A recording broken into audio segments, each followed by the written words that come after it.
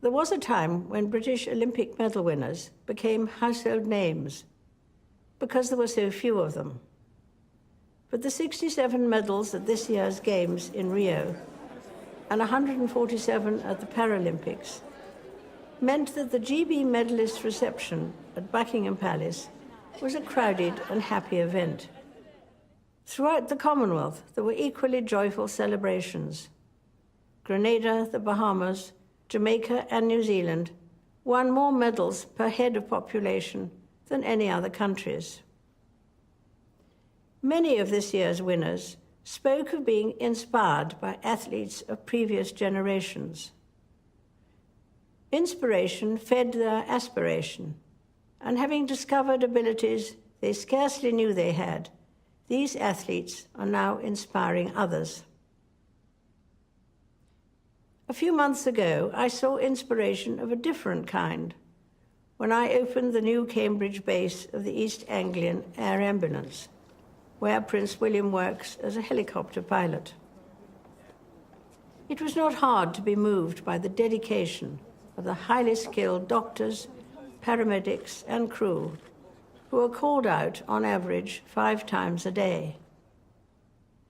But to be inspirational, you don't have to save lives or win medals. I often draw strength from meeting ordinary people doing extraordinary things. Volunteers, carers, community organizers, and good neighbors. Unsung heroes whose quiet dedication makes them special. They are an inspiration to those who know them, and their lives frequently embody a truth expressed by Mother Teresa, from this year Saint Teresa of Calcutta. She once said, "Not all of us can do great things, but we can do small things with great love."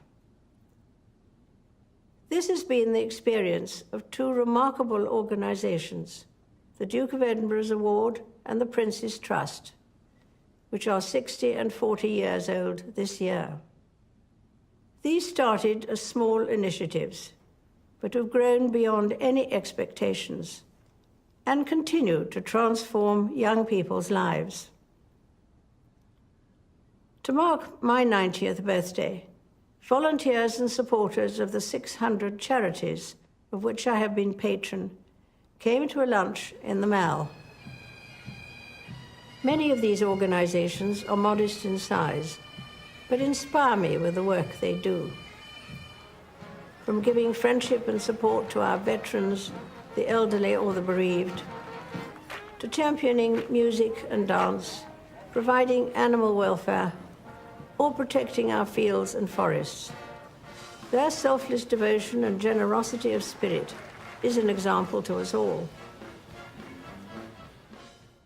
When people face a challenge, they sometimes talk about taking a deep breath to find courage or strength.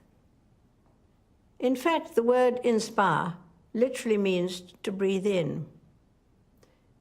But even with the inspiration of others, it's understandable that we sometimes think the world's problems are so big that we can do little to help. On our own, we cannot end wars or wipe out injustice. But the cumulative impact of thousands of small acts of goodness can be bigger than we imagine. At Christmas, our attention is drawn to the birth of a baby some 2,000 years ago. It was the humblest of beginnings, and his parents, Joseph and Mary, did not think they were important. Jesus Christ lived obscurely for most of his life and never traveled far.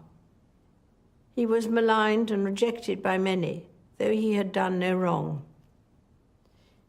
And yet billions of people now follow his teaching and find in him the guiding light for their lives. I am one of them because Christ's example helps me see the value of doing small things with great love, whoever does them, and whatever they themselves believe.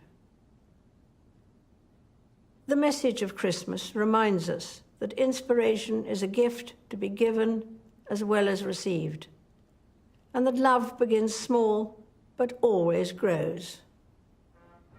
I wish you all a very happy Christmas.